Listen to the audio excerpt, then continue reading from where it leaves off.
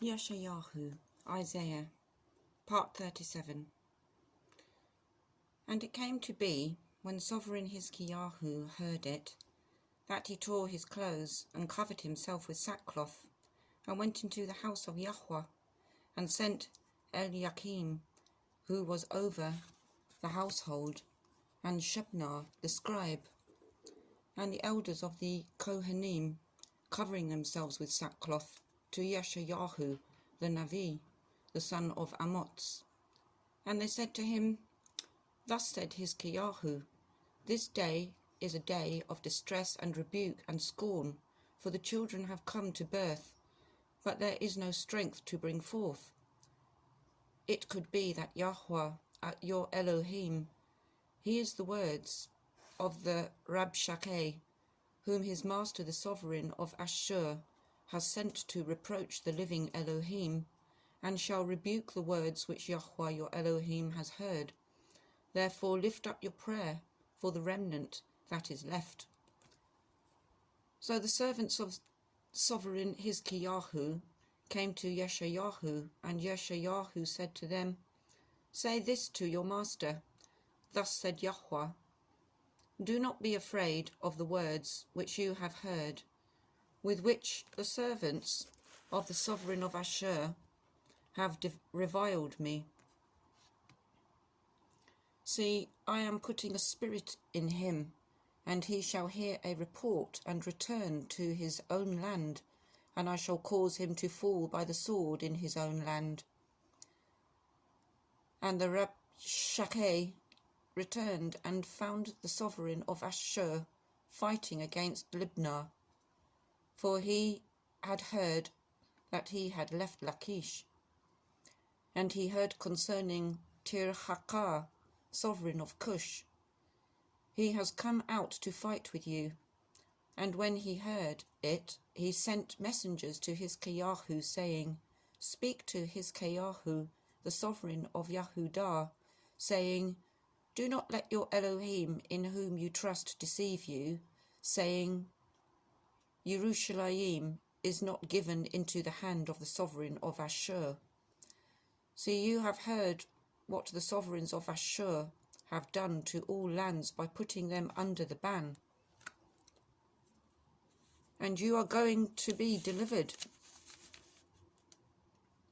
having the mighty ones of the nations delivered those whom my fathers have destroyed, Gozan and Haran and Retseph, and the sons of Eden, who were in Telassar.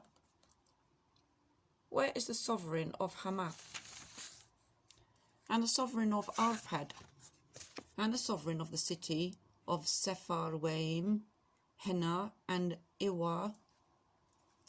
And Yeshayahu received the letter from the hand of the messengers and read it. And Yeshayahu went up to the house of Yahweh and spread it before Yahweh. And Yeshayahu prayed to Yahweh, saying, O Yahweh of hosts, Elohim of Yisrael, the one who dwells between the cherubim, you are Elohim, you alone. Of all the reigns of the earth, you have made the Shamayim and earth. Incline your ear, O Yahweh, and hear. Open your eyes, O Yahweh, and see, and hear all the words of Sanharib, who has sent to reproach the living Elohim. Truly, Yahweh, the sovereigns of Ashur have laid waste all the lands and their land, and have put their mighty ones into the fire. For they were not mighty ones, but the work of men's hands, wood and stone, and they destroyed them. And now, O Yahweh, our Elohim, save us from his hand, so that all the reigns of the earth know that you are Yahweh, you alone. Then Yeshayahu, son of Amoz, sent to Yeshayahu, saying, Thus said Yahweh, Elohim of Israel, because you have prayed to me against Sanharib, sovereign of Ashur. This is the word which Yahweh has spoken concerning him. The maiden, the daughter of Sion, has displeased you, despised you, mocked you. The daughter of Yerushalayim has shaken her head behind you.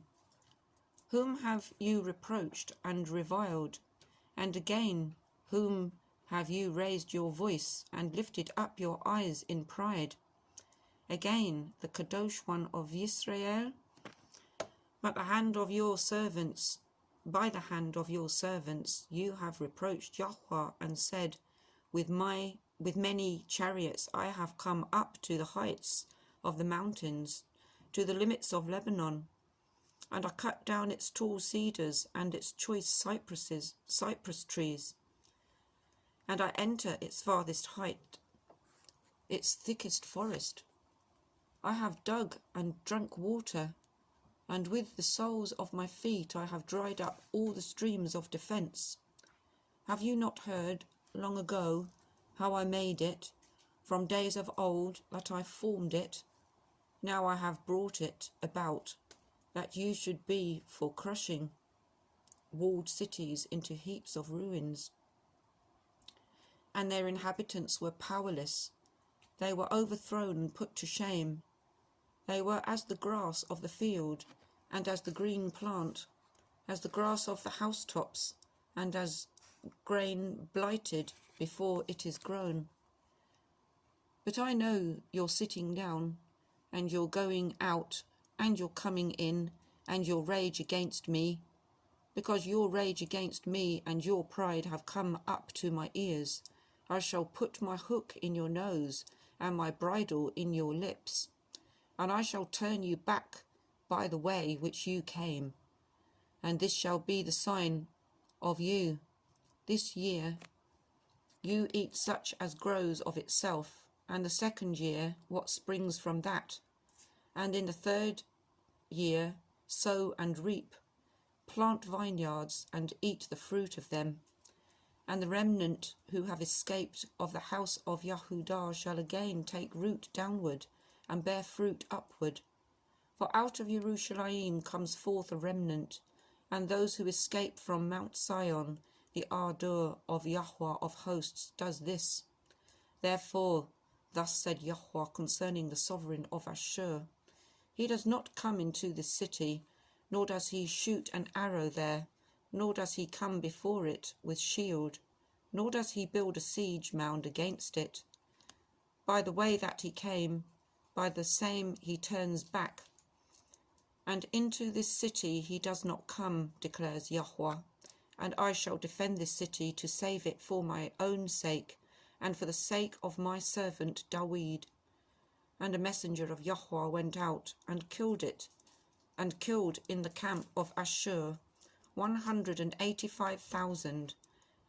And they arose early in the morning, and saw all of them dead bodies. And Sanherib, the sovereign of Ashur, broke camp and went away, and turned back, and remained at Nineveh.